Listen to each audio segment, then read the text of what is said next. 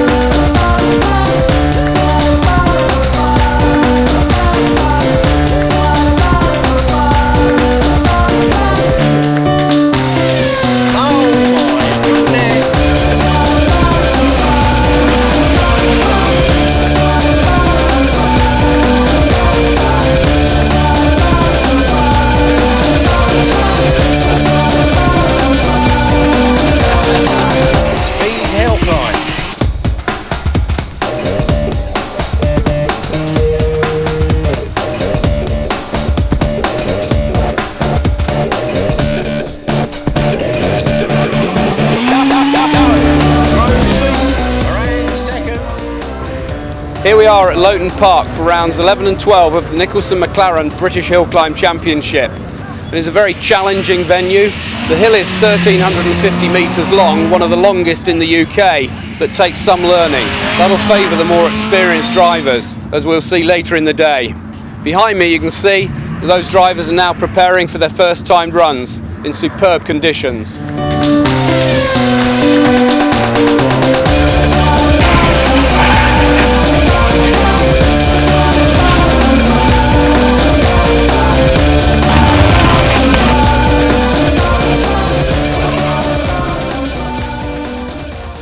Here we're talking to Annie Goodyear.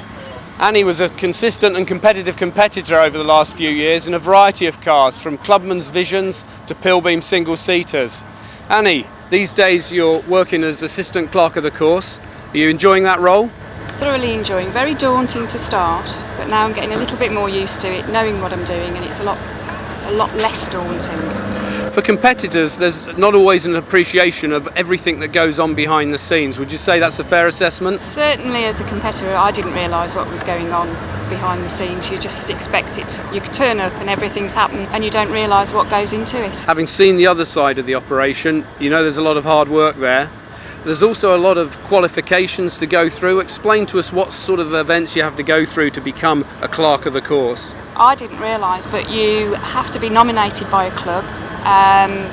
Then you have to be accepted by the MSA, and you get a booklet come through. You have to work through various modules and get them signed off by the MSA steward, the clerk of the course on the day.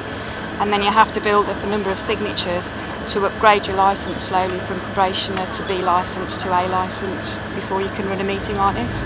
There's a lot of responsibility behind running a meeting, and clearly the professionalism of the qualifications count a lot to make sure that happens safely for the general public. It's the safety angle that is uppermost in our minds when we're running a meeting, certainly. Thanks for taking time out your busy schedule, Annie, and wish you the best for a successful meeting. Thanks very much. Thank you.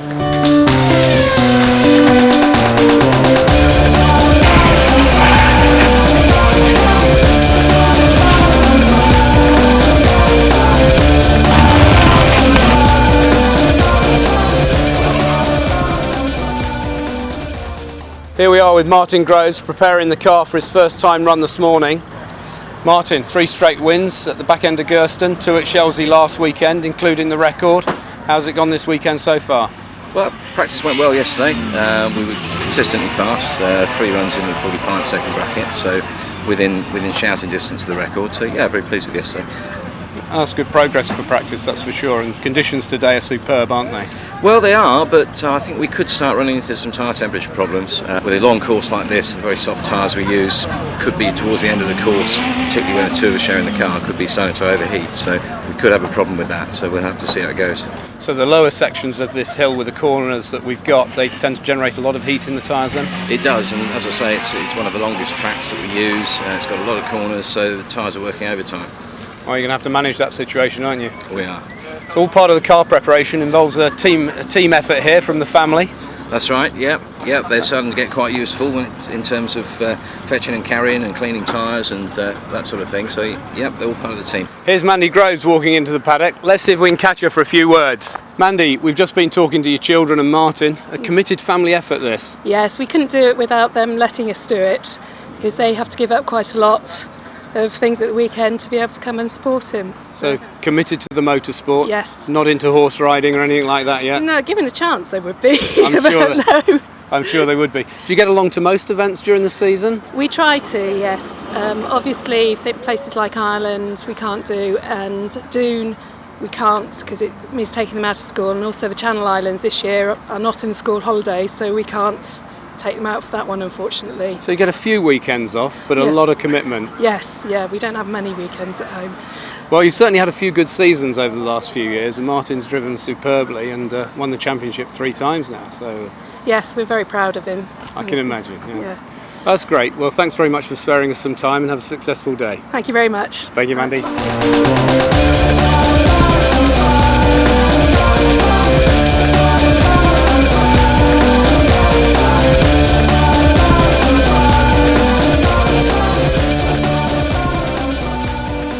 Here we are with Basel and Lorraine Pit. Baz, successful practice yesterday?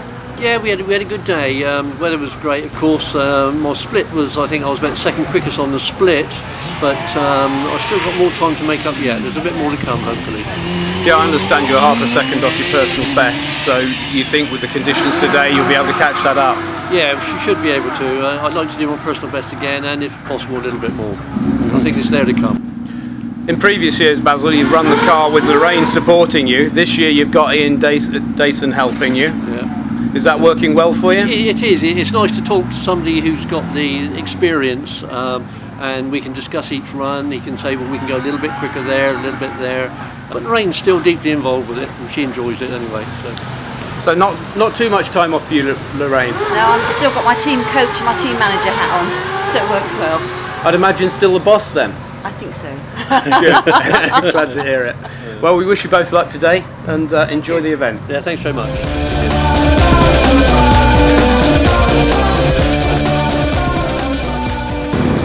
Here we are with Mark Goodyear sharing Paul Roach's car. Mark's about to go out for his first time run, so starting to focus on that run. Mark, how did practice go for you yesterday? Interesting. Car wasn't brilliant first 2 runs. Messed around with the front, much better. So looking forward to a good practice, good time run this morning. Good. Well, conditions are great, Mark, so we wish you luck, and we know you need to get on out there and focus. Have a good run. Thanks, Dan. Over to you, Jerry. Thanks, Tony. So, as driving partner Pat Roach pushes their motorcycle-powered OMS Hayabusa up to the start line, Mark knows that this run must count to secure a place in the first of 2 British Championship runoffs here at Loton Park. Remember, only the fastest 12 drivers will make the cut for the chance to score championship points, and Mark leaves his braking as late as possible into the tight left-hander at Hall. He's safely around and heading for the long blind sweeper through loggerheads, but he just overcooks things as showed on the downhill entry to Fletcher's. Now Will Hall makes his qualifying bid in the Horse Suzuki. Weaving under braking into Hall, he's caught out by understeer on cold front tyres. He gets the car back onto the road, but with every fraction of a second counting in hill climbing, Will knows he's blown the run and coasts back to the paddock. Local driver Robert Kenrick is the record holder in the 1600cc racing car class, and the twice winner of the Midland Hill Climb Championship is easily capable of qualifying his 4th Hayabusa for a British runoff. This is another electrifying run from the Welshman, and a storming 47.01 not only carves a massive 3/4 of a second off his own class record, but will qualify 9th for the opening runoff. Another of the Bill Chaplin built bike-powered Ford chassis now, but Tony Hunt's version is fitted with a supercharger, which puts the car up into the 2-litre class. UK Changes Midland Hill Climb champion Ash Mason is sharing this Pilbeam Vauxhall with series sponsor Steve Day. It's their debut season in single-seaters, having come up through the Caterham and Westfield ranks. They're both having a great year and already challenging the established front runners in the 2-litre class. Up into the higher reaches of the course, OMS constructor Steve Owen attacks Fallow Bend in his latest model. The sting of the tail of this almost mile-long course is Museum Bend with its blind brow, and once round that, Steve takes the car over the finish line. Paul Hames and the Dallara Vauxhall are one of the top combinations in the 2-litre racing class, but on this earlier practice run he demonstrates that even he can be caught out by the notorious Triangle Bend. But Hames went on to set a new class record on his way to qualifying for the opening runoff. Hames' top 2-litre rival Tom New attacks keepers hard in his V6 Bilbein before heading out onto Cedar Straight and braking hard from around 120 miles an hour for the 90 left at Fallow.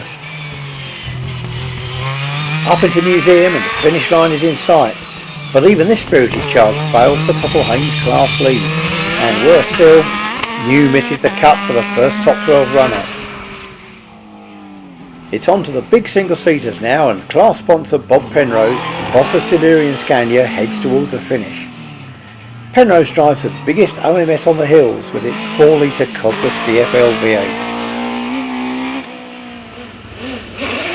Paul Ranson shares this Nicholson McLaren V8 powered Gould with defending British champion Martin Groves. On course to defend his top 6 position in the championship, he runs 7th fastest in qualifying. 1997 British champion Roger Moran is having tyre problems here at Loton today, but still manages to qualify the Gould V8 in 8th place. Interflators Josh Goodyear's Pilbeam V8 snaps momentarily out of line, but he gets the big car back on course with a difficult right-hander at Triangle and pushes hard into keepers. Traction control working overtime, the car bounds over the Cedar Straight bumps to qualify 5th fastest. Chris Merrick really enjoys Loton Park, but the retired police officer has yet to win a British round. It's a great qualifying run, the fastest so far. Could this be his day at last? Trevor Willis really hustles the OMS V8 through keepers, lasting out on the Cedar Straight and using all the road through the flat-out kink. Second overall in the British Championship in his best ever season, Trevor's late on the brakes into Fallow. He's on the pace to snatch Merrick's top qualifying slot, and he does just that by just 0.04 of a second. Like his father Roger, Championship leader Scott Moran has tyre problems and can only qualify in 6th place. But Martin Groves, although not on the pace of Willis or Merrick, does enough to qualify 3rd, and the stage is set for round 11. So here's the lineup. The dynamic Trevor Willis is on top spot, 0.04 of a second clear of Chris Merrick. Martin Groves prepares to continue his title defence with a 3rd fastest qualifying slot, well ahead of top rival Scott Moran, struggling with tyre problems. After a record-breaking run from Robert Kenrick and another from Paul Hames, their 2 4-cylinder cars are set to take on the V6 and V8 machine. Join us after the break for more British Championship Hillclimb action.